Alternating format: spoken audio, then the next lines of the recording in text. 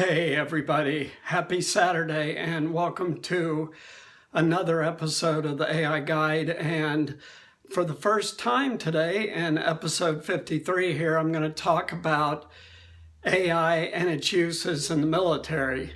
Now there's obviously a lot of stuff that's classified that we're not going to know, but I did see this very cool article in CNET about a virtual dogfight between an AI and one of the top F-16 aerial combat trainers in the US.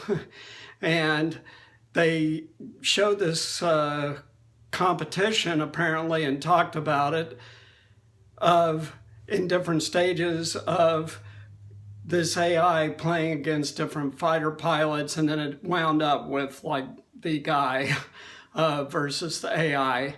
And the AI won 5-zip in aerial dogfights. So the AI was far, far superior to the best human dogfight person in this virtual environment. Now, the human was using VR, and we've talked some about VR, but virtual reality simulates an actual combat environment, whereas the AI is a pure simulation, and it makes it comparable for these two to do this.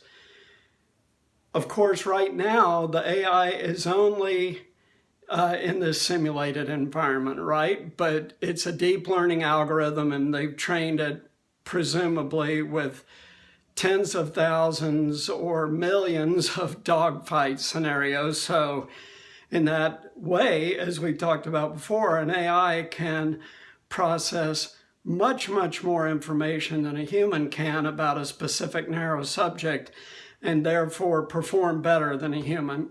We talked about how that's already happened with X-rays in the field of radiology. So it's now happening in a military application. Of course, to get from this simulation that was compelling in its own way, but from that to where an AI is flying a combat aircraft is a whole different thing. But one of the interesting comments I saw in response to this publication was that human-rated aircraft like the F-16 are only built for G-forces of 9 to 12 because that's the most a human can take. And of course, years and years of training go into preparing a human fighter pilot to withstand those kind of Gs. But one of the comments was, well, they could build an airplane with far better maneuvering characteristics that can take 25 to 30 Gs that a human could never take, and obviously much, much faster, much better performance than current fighter planes. So there's a lot that can happen in the military space, but let's talk a little bit further about AI and its uses in the military space.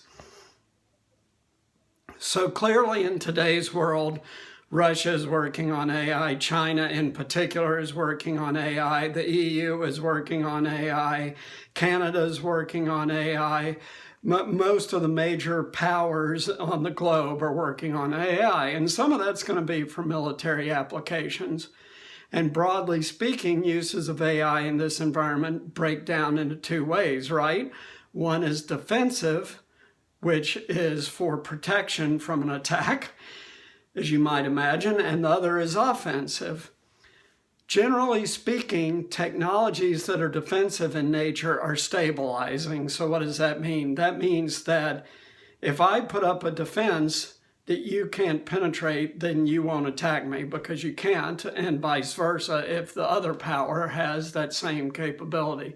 So that's stabilizing and peace creating. On the other hand, offensive technologies in the military sphere are destabilizing.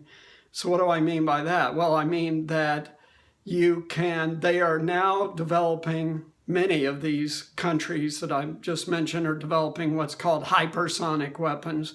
This is a purely destabilizing technology. the first one to get it will have an extraordinary advantage over every other country.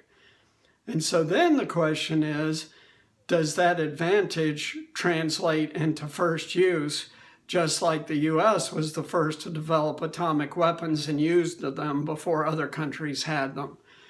Now, those were extraordinary circumstances. That was World War II. I get it. But if you're a military commander or running a country and you have a weapons technology that the other side doesn't have, and it's against a formidable enemy, if you will, it's awfully tempting to use that technology. So this is where controls need to be put in place. Pretty stringent controls. And a lot of the major tech people have talked about all this in depth. We're talking about Elon Musk, and a lot of other people have talked about the dangers of AI. And what I'm describing is one of those pure areas of danger, right? Because offensive capabilities before anyone else has them are quite risky. So thought needs to be given not only to the military sphere, but to the civilian sphere as well, on effective limitations of AI and AI development. Now, one of the things I've talked about in my other videos is that we're a long way from AGI, or artificial general intelligence, which is human equivalence AI intelligence. Some of the most brilliant people on the planet, like Ray Kurzweil, predict it'll happen within this decade, 2029 to be specific. So, and then the singularity where humans and technology merge, he predicts for around 2045. Ray Kurzweil, by the way, has extraordinary predictive capability because A, he's the head of Google Ventures, B, he's been at the leading edge of technology for 40 years, and C, his prior predictions have come true with astounding accuracy. So I had not done military before. I wanted to do military today, but I also wanted to talk about issues surrounding the proper limits of the development of AI. The development of artificial general intelligence has significant risk. Yes, it does. And we need to understand that risk and manage that risk effectively.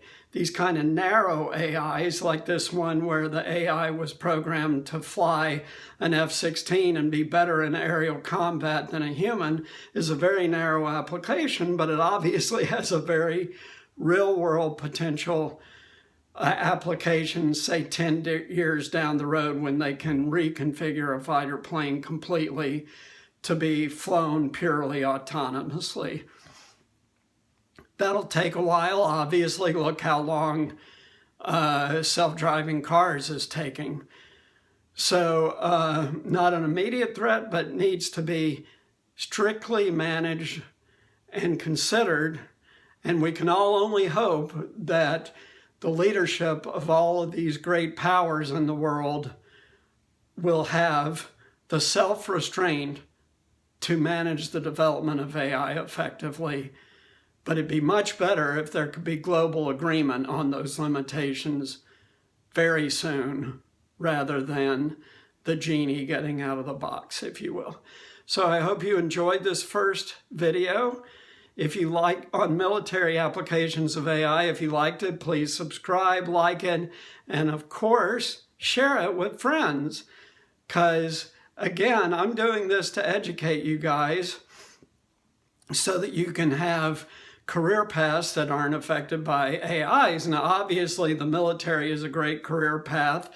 If you choose to pursue that, you can go a long way with a career in the military. And specifically, they would teach you to do AI programming if you applied for the military and got them to agree to train you in that, and then you serve in the military for a while and you go to the private sector and you can leverage that tremendously. So for you guys in high school and college and just out of college, there's a thought for you. Take care and see you later this week.